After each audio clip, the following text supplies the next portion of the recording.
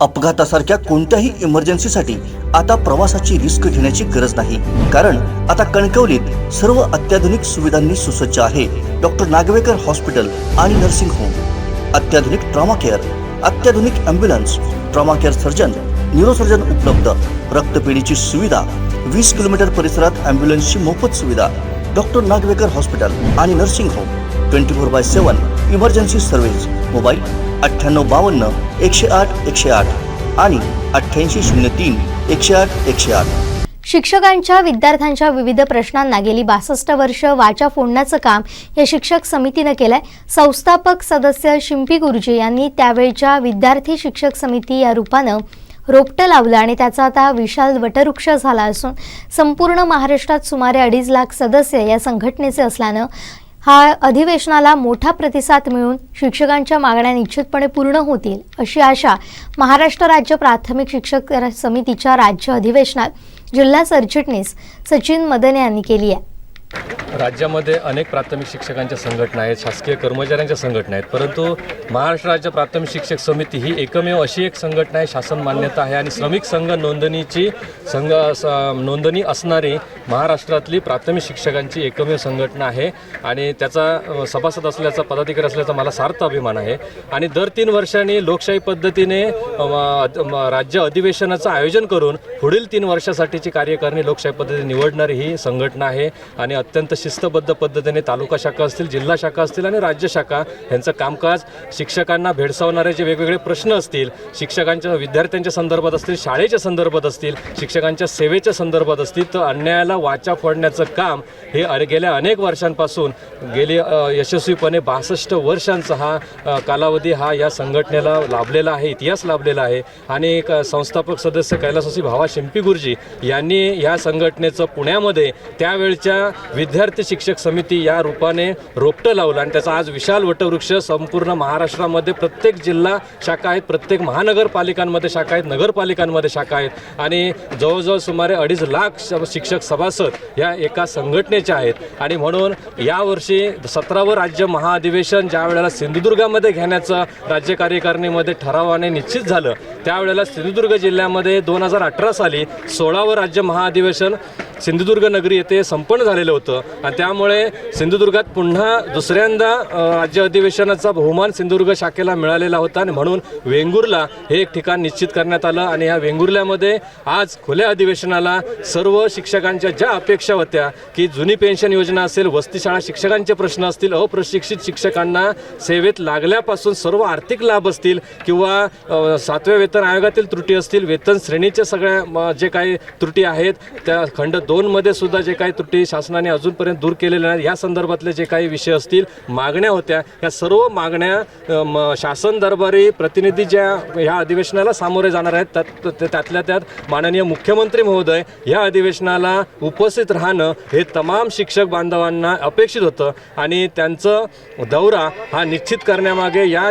जिल्ह्याचे शालेय मंत्री माननीय आमदार दीपकभाई केसरकर यांचा खारीचा आणि मोठा वाटा आहे आणि त्यामुळे या माध्यमातून माननीय नामदार दीपकजी केसरकर साहेब यांचं मी संघटनेच्या वतीने मनापासून या ठिकाणी आभार मानेन। आज या ठिकाणी माननीय उद्योग मंत्री नामदार उदयजी सामंत सर असतील, साहेब असतील, ब्रिगेडियर कर्नल सुधीर सावंत या ठिकाणी उपस्थित झालेले होते आणि या ह्याच्यामध्ये प्रमुख जी मागणी होती जुनी पेन्शन योजना जी 1 नोव्हेंबर 2005 नंतर जे सेवेत लागलेले आहेत त्या बांधवांना जुनी पेन्शन योजना ही शासनाने अद्यापपर्यंत लागू केली। अंशदान पेन्शन योजना किंवा राष्ट्रीय निवृत्ती योजना ही योजना लागू आहे, परंतु 1986 ची जी जुनी पेन्शन योजना आहे ती पेन्शन योजना मिळावी यासाठी गेल्या अनेक वर्षांपासून संपूर्ण महाराष्ट्रातल्या सगळ्या भागामध्ये उग्रपणे ही चळवळ चालू आहे आणि ह्या चळवळीचा एक महत्त्वाचा भाग होता की आजच्या खुल्या अधिवेशनामध्ये माननीय मुख्यमंत्री महोदय यांच्यासमोर ही मागणी त्यांच्याकडूनही ती आश्वस्त करण्यात आलं की येणाऱ्या काळामध्ये या शासनाकडून या मागणीच्या संदर्भामध्ये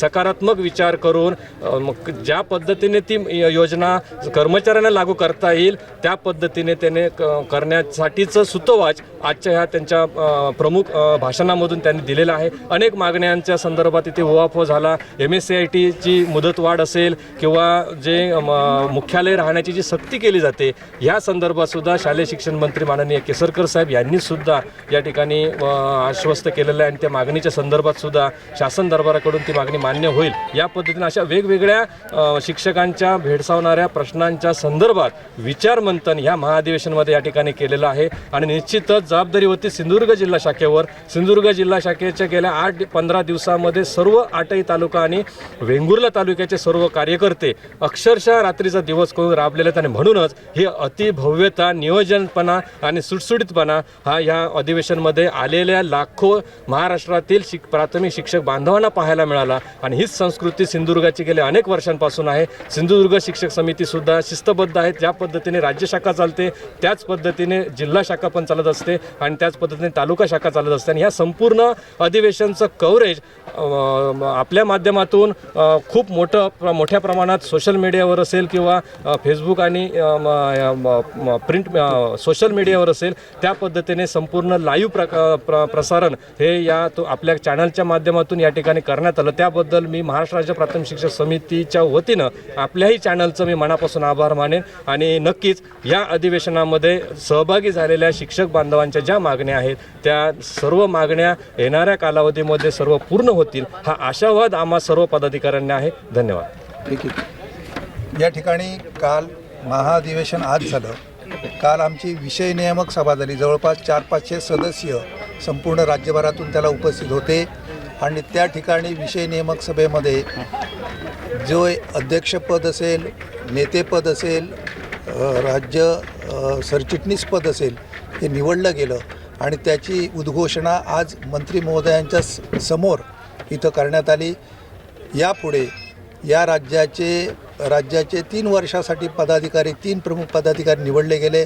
पहिले म्हणजे राज्य नेते माननीय उदयरावजी शिंदे, त्यानंतर राज्य अध्यक्ष माननीय विजयरावजी कोंबे आणि राज्य सरचिटणीस माननीय राजनजी कोरगावकर जे आपल्या जिल्ह्याचे सुपुत्र आहेत त्यांचं या निमित्तानं मी अभिनंदन करतो.